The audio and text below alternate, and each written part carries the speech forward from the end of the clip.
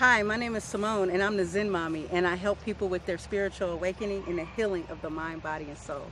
Today, I want to talk about timelines. I actually made a video about predicting the future, and I kind of talk about timelines in it, so I'm going to say that this video kind of goes hand in hand with that. For the simple fact that shifting the timeline, it's easier to shift the timeline when you can predict the future of the current timeline that you're in. So, timelines. Okay, so the time is very, first of all, time in this reality is pretty much an illusion. If you go to sleep and have a dream, you could be asleep for 30 minutes and have a dream that felt like hours, even felt like years, okay? And woke up and be like, there's no way I was asleep long enough to have this dream. So you have to understand the dream, and when you go into the reality or the dimension of your dream, time exists completely differently, okay? And so now in this reality, when I talk about shifting the timeline, it's pretty much it's pretty much just changing the future, okay? So I talked about how I was in a timeline where I saw a future with my husband of pain and heartache and stress, and I knew for the rest of my life with him, it would be suffering. So when I decided to leave that relationship, I changed that timeline, okay? So at any point in your life, your timelines can change. So say, again, another timeline that I was stuck in. I was in a religious system, and that religious system, I had it set for my life. I was thinking, this is where I'm gonna go. This is the only church that Jesus recognized that I'm gonna go to heaven in. And so I lived according to those rules, under the control of the ministers of the gospel of the church, right? And I decided that this was gonna be it for the rest of my life. I'm not going to experience the world. I couldn't date outside. We couldn't communicate or have friends outside the church. We had to cut off our family members unless they wanted to come to our church. And so I was stuck in a very limited timeline where I couldn't have kids. I couldn't, unless I had a husband married, and there was no one to marry there. So people were single for years. They gave up just to get stuck in that timeline. And for valid reasons. You know, I thought that this was the only way I was going to go to heaven and be saved. I was more than willing to stick in a timeline that was going to guarantee my soul was going to go to heaven. Well, when things started to change for me and not work out, I started to see things for what it was. My timeline started to shift. I had to make a decision. Do I want to stay in this timeline with these people and not experience life, not love myself? See, it's not easy to switch a timeline. It's the same thing. I just did a video on this too. It's the same thing of letting go of negative attachments that's no longer serving you. You see, a negative attachment can keep you in a certain timeline that is not good for your spiritual growth. That does not align with your true purpose here on earth. And so one thing about timelines is timelines can be switched, okay? Now there's another side of timelines that I quite don't understand yet. And I don't even know if I should even mention it on this video. But if you ever heard of something called the Mandela effect, you know, I don't think I should talk about that. I'm cutting it out. Hi, okay, so I ended my last video deciding not to talk about the Mandela effect. But you know what? I'm going to talk about it. Let's do this, okay?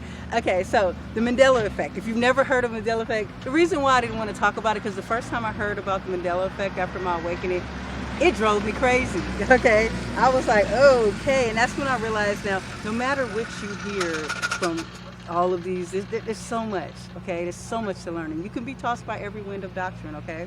So one thing I'm going to tell you is listen to everyone, but follow no one. Take what resonates with you. So if you feel any confused about this, just okay, don't worry about it. You don't have to resonate with everything I say, okay? And I didn't quite resonate with it, but see, the thing is, the Mandela effect is very, very real to me, okay? So the reason they call it the Mandela effect, and I actually don't have all my facts for this. When I planned this video, I wanted to have facts. So Mandela, he died, you know, in a certain year, like 2000 or something. So let's just use an example since I don't have the exact date. Let's say he died in 2010, right? Well, a mass of the population believes that he died back in the 80s or 90s, right?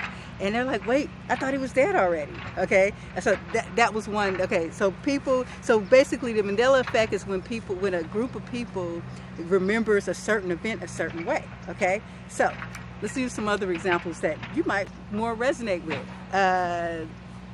Have you ever seen the movie Forrest Gump? Okay, well, there was a common saying called, he would always say, my mama always told me life is like a box of chocolates. Okay, so that was like a famous quote, or in the script of that movie that everyone would say, right? Well, do you know that line is now changed to my mama said that life was like a box of chocolates. Not is, now it's was. But it's a subtle change, but those who watched it, like I watched Forrest Gump, those who watched it knew what it was, okay? All right, next example. Have you ever ate the cereal Captain Crunch? Okay, when I was little, that was my favorite cereal. And it was spelled out CAPTAIN Crunch, okay? Now it's Cap'n Crunch, CAPN Crunch, the letter N Crunch. And now if you talk to the Captain Crunch Corporation, they're going to tell you it's always been Captain Crunch. It's never been Captain Crunch. And so what are they saying? Is everybody wrong who believes that Captain Crunch is spelled this way? Have you ever watched the show Sex in the City? Sex in the City, very, very popular show based in New York. Sex in the City. Well, now the name is Sex and the City. Okay. Maybe you've noticed that. Maybe I noticed. Well, some people see it one way and some people see it another way. Next thing, the Bernstein Bears.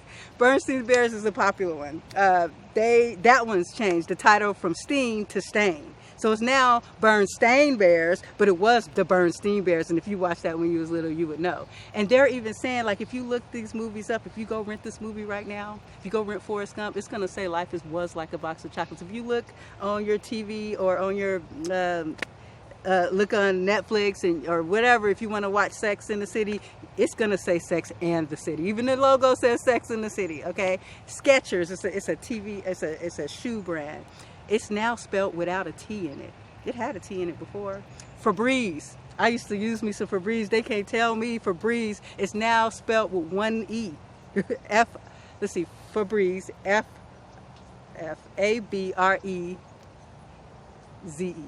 Before, it was Fabreeze.